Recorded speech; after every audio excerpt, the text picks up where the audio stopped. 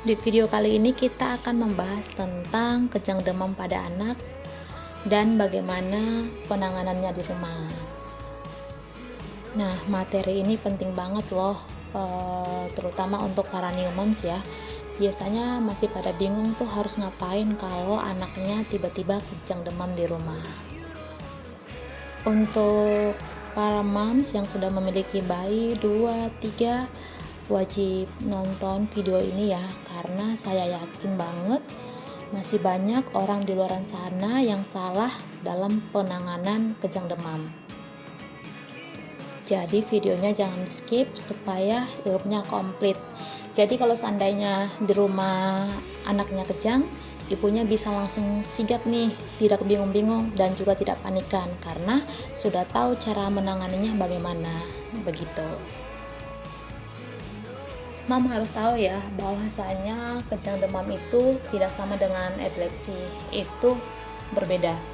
Jadi, kejang demam itu simpelnya kejang yang didahului oleh demam. Berarti syaratnya harus demam dulu, kemudian muncul kejang. Biasanya demamnya 38 derajat Celcius ke atas. Kalau semisalnya nggak ada demam, tiba-tiba anaknya kejang, itu dikatakan bukan kejang demam. Biasanya kejang demam terjadi pada anak usia 6 bulan sampai 5 tahun. Nah, kalau di luar rentang usia ini, kalau ada kejang perlu dicurigai tuh penyebabnya mungkin bukan kejang demam. Bisa saja epilepsi atau radang otak. Jadi memang perlu pemeriksaan lebih lanjut ke rumah sakit. Nah, ini poin penting, Mam harus tahu apa tanda-tanda kejang demam pada anak. Yang pertama tentunya demam, kenaikan suhu tubuh secara drastis hingga lebih dari 38 derajat Celcius. Yang kedua, Mam harus perhatikan matanya. Biasanya kalau lagi kejang, si anak tiba-tiba mendelik atau bola mata berputar ke atas. Terus itu tangan dan kakinya gemetar, bisa kelonjotan juga. Pada saat kejang, tubuh terlihat kaku. Saat dipanggil tidak merespon, tidak ada komunikasi. Kemudian pingsan atau kehilangan kesadaran, terutama setelah kejang. Itu Mam harus perhatikan dengan teliti. Kalau seperti itu artinya memang dia anaknya kejang demam. Penyebab kejang demam adalah yang pertama demam yang terjadi secara mendadak. Nah, demam ini dapat disebabkan oleh infeksi bakteri atau virus, misalnya infeksi saluran napas atas. Kemudian penyebab yang ketiga bisa karena faktor genetik. Kemudian bisa juga karena adanya trauma cedera kepala. Nah, sekarang kita akan masuk ke pembahasan inti bagaimana penanganan kejang demam di rumah. Hal pertama, selalu sediakan obat penurun panas di rumah. Jadi bila anak panas, segera beri obat penurun panas. Nah, yang kedua, jika terjadi kejang, ini nih yang perlu diperhatikan. Jadi ada 5 poin yang harus Mom ingat. 3 lakukan, 2 larangan. Sekarang kita akan bahas 3 lakukan, apa aja itu.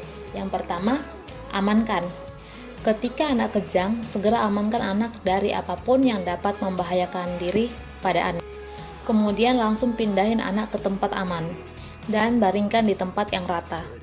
Kalau sudah aman, lanjut ke yang kedua, yaitu atur posisi. Atur posisi anak berbaring miring ke samping. Contohnya seperti gambar yang di samping.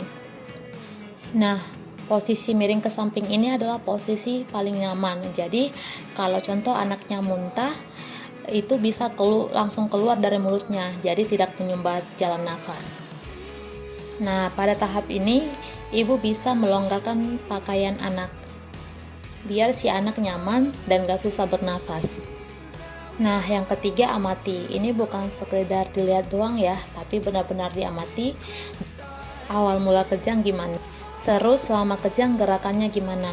Kemudian dihitung berapa lama kejangnya. Ini harus benar-benar diamati ya, karena kalau misalnya lebih dari 5 menit masih belum berhenti kejangnya, harus segera dibawa ke dokter. Dan setelah kejang berhenti juga tetap harus diamati ya. Kalau si anak tetap nggak sadar setelah kejang atau terlihat sesak atau susah dibanguni, ini juga harus wajib dibawa ke dokter.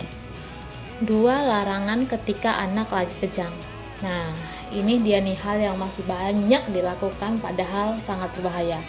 Apa aja? Yang pertama, jangan pernah masukin benda apapun ke dalam mulut ketika anak lagi kejang. Tidak ada alasan apapun. Takut lidah ketelan lah, takut lidah kegigit ya, nggak ada alasan. Nah, pasti pernah dengar kan ada yang nyuruh masukin sendok lah, ditahan pakai pensil lah, ditahan pakai kayu, pakai tangan.